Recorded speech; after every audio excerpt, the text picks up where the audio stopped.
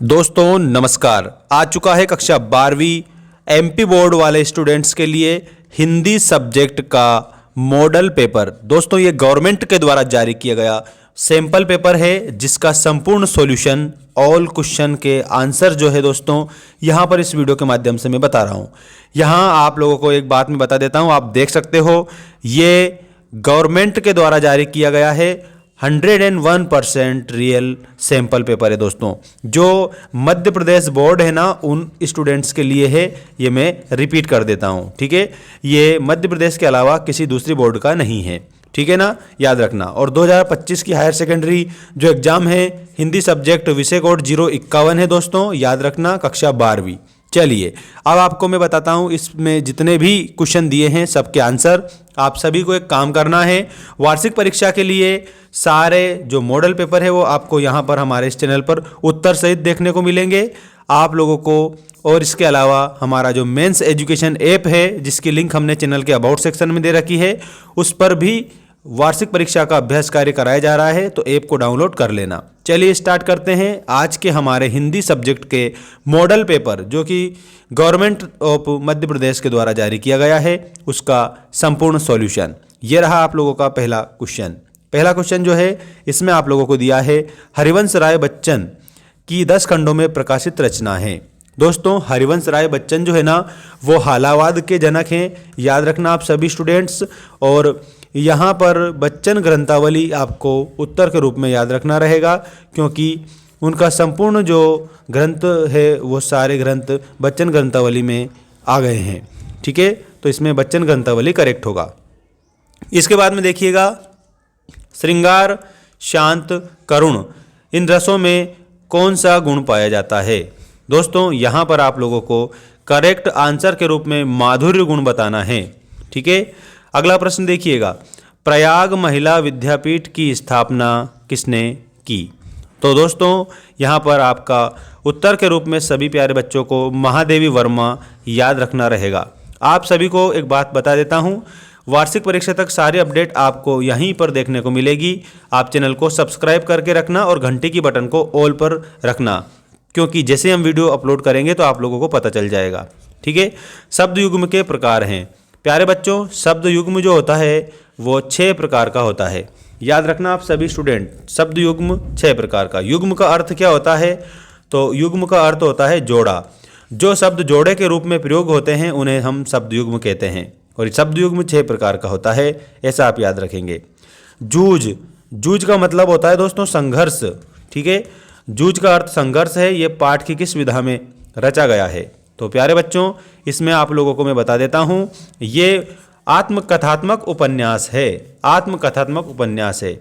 अगला प्रश्न है समाचार लेखन का प्रवेश द्वार माना जाता है। तो समाचार लेखन का जो प्रवेश द्वार है दोस्तों वो माना जाता है शीर्षक को। ये जो शीर्षक लिखा हुआ है ना, शीर्षक को समाचार लेखन का प्रवेश द्वार माना जाता है। और जो समाचार लेखन का वे जो होता है वो कैसा होता है, याद रखो। जैसे मान लो सबसे पहले आप लोगों को प्रवेश द्वार के रूप में तो शीर्षक बताना है, लेकिन जब स्टार्ट होता है तो इंट्रो दिया जाता है, उसके बाद में मध्य में बॉडी होता है और आखिरी में समापन होता है, ठीक है। ऐसा आप उत्तर के रूप में याद रखेंगे। इसके बाद में रिक्त स्थानों की पूर्ति कीजिए वाला जो क्वेश्चन है यहाँ पर आपकी स्क्रीन के सामने आ चुका है। पूरा कंप्लीट आपको याद रखना है सभी प्यारे बच्चों को, ठीक। देखिएगा पतंग कविता में मृदंग शब्द का अर्थ है। दोस्तों मृदंग का मतलब है ढोलक की तरह एक बाजा, और जो बच्चे हैं वो दिशाओं को मृदंग की तरह बजाते थे, ये भी आप लोगों को याद रखना है सभी बच्चों को। सहृदय के हृदय में स्थित अस्थायी भावों को क्या कहते हैं। दोस्तों अगर अस्थायी है ना मतलब वो संचरण कर रहे हैं तो उनको हम संचारी भाव कहेंगे। अगर मान लो अस्थायी की जगह पर स्थायी होता तो हम उनको स्थायी भाव कहते। देखिएगा बाजार दर्शन पाठ में की चर्चा की गई है, तो बाजार दर्शन पाठ में ग्राहकों की चर्चा की गई है, ऐसा आप उत्तर में याद रखेंगे। गुरुत्वाकर्षण 1, तो याद रखना गुरुत्वाकर्षण जो है ये तकनीकी शब्द है, ठीक है, तकनीकी शब्द आप उत्तर में याद रखेंगे। यशोधर बाबू का तीसरा बेटा स्कॉलरशिप लेकर कहाँ चला गया था, तो अमेरिका वो चला गया था, ऐसा आप लोगों को याद रखना है सभी को। इसके बाद में रेडियो नाटक में नहीं होते हैं। दोस्तों रेडियो जो नाटक होता है ये श्रव्य काव्य के अंतर्गत आता है, इसमें दृश्य नहीं होते हैं। तो खाली स्थान में हमें लिखना है कि इसमें दृश्य नहीं होते हैं। इसके बाद में दोस्तों अब हम देखेंगे सत्य असत्य लिखिए वाले क्वेश्चन, जो कि आप लोगों के लिए सबसे बेस्ट साबित होंगे। कैमरे में बंद अपाहिज कविता में मीडिया पर कटाक्ष किया गया है। बिल्कुल सही बात है, इसमें आपको सत्य लिखना है। बिंब सार्वभौमिक होते हैं, तो प्यारे बच्चों इसमें भी आप लोगों को क्या बताना है, सत्य बताना है। धर्मवीर भारती ने काले मेघा पानी दे पाठ में वानर सेना का वर्णन किया है। दोस्तों इसमें भी आप लोगों को सत्य बताना है। विज्ञापन की भाषा सरल होनी चाहिए, बिल्कुल विज्ञापन की जो भाषा है वो सरल होनी चाहिए, इसमें भी आपको सत्य का वर्णन करना है। इसका मतलब इसमें भी आपको सत्य बताना रहेगा। इसके बाद में यहाँ पर हमारा नेक्स्ट जो क्वेश्चन है वो आ चुका है, ये देखिएगा आप सभी। अतीत में दबे पांव पाठ के आधार पर अजायब घर में तैनात व्यक्ति का नाम मोहम्मद नवाज था। दोस्तों इसमें आप लोगों को असत्य लिखना है। क्यों? क्योंकि मोहम्मद नवाज नहीं, उसका नाम अली नवाज था। ठीक है, अली अगर आता यहाँ तो यह सही हो जाता।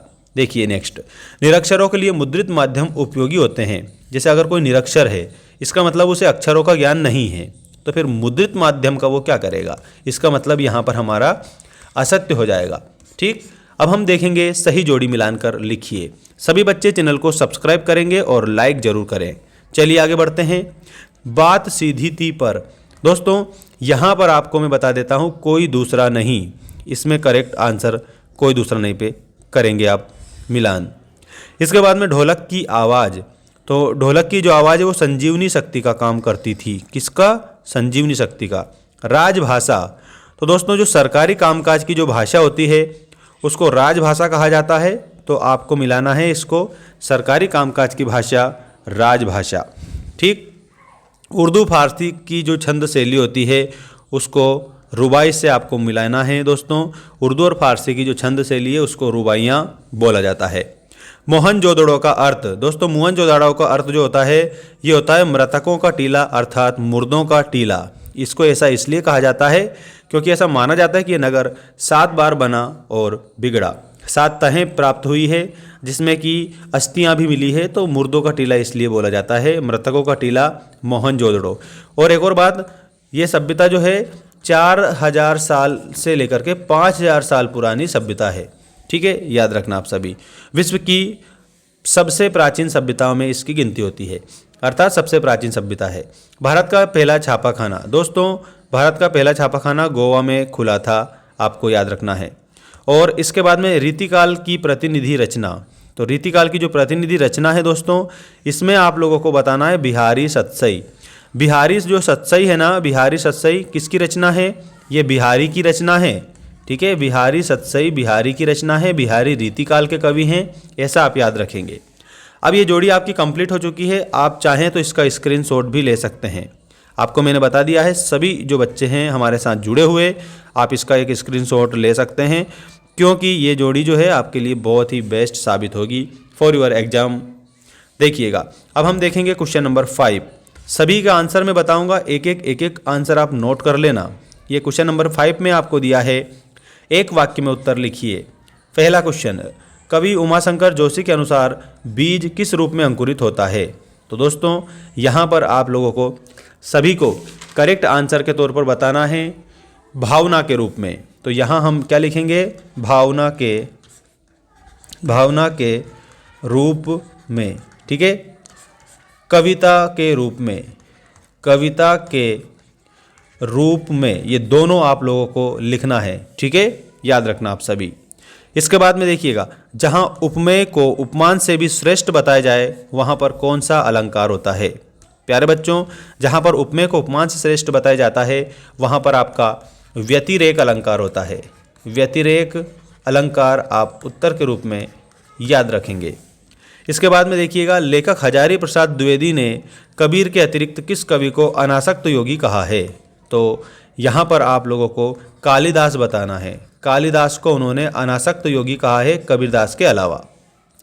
निबंध किसकी कसौटी हुआ करता है? दोस्तों इसमें आप लोगों को लिखना है निबंध गद्य की कसौटी हुआ करता है। नेक्स्ट क्वेश्चन है शब्दों के सार्थक समूह को क्या कहते हैं। दोस्तों शब्दों का जो सार्थक समूह होता है उसको वाक्य कहते हैं। इसको अंग्रेजी में सेंटेंस बोला जाता है। A sentence is a group of word which makes complete sense. ठीक, शब्दों के सार्थक समूह को वाक्य कहते हैं। देखिएगा, यशोधर बाबू सचिवालय में किस पद पर कार्यरत थे।